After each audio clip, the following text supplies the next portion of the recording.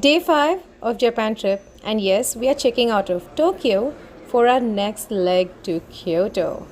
Look at that, we are going to take this Shinkansen bullet train for our next journey. Yes, we loaded up for our breakfast from 7-Eleven, and we loaded like every time we do, trying out new boxes off the counter. The salad is yummy. Of course, this onigiri was yummy. And you know what? We got to see Fuji-san again throughout this journey. And it was a pleasure to see him.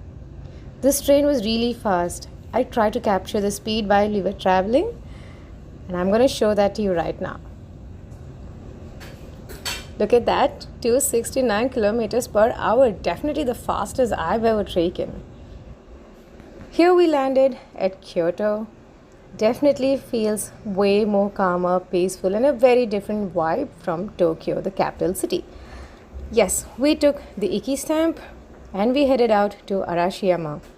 This neighborhood feels way more relaxed.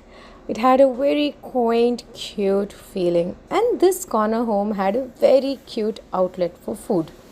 Of course, we had to try this local food for our midday snack.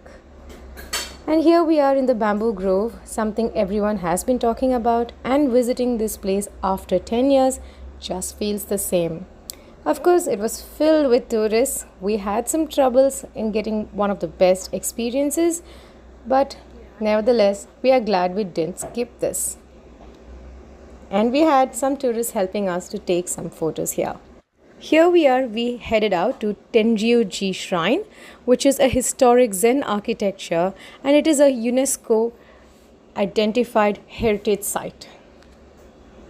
Isn't this so beautiful? And this is like a tourist road or a tourist street where there were a lot of human pulled rickshaws, a lot of food outlets. We tried out everything for our lunch. It was cold, and I cannot forget this areas of small bridges in a huge stream running across Kyoto. And of course, there was a festival around the same time in the railway station, and I'm glad we took this. Look at the train, isn't it so vintage and so cute? We headed back to one of the famous Kyoto streets and very quiet neighborhoods and alleys. This nightlife was one of the best experiences for us in the trip.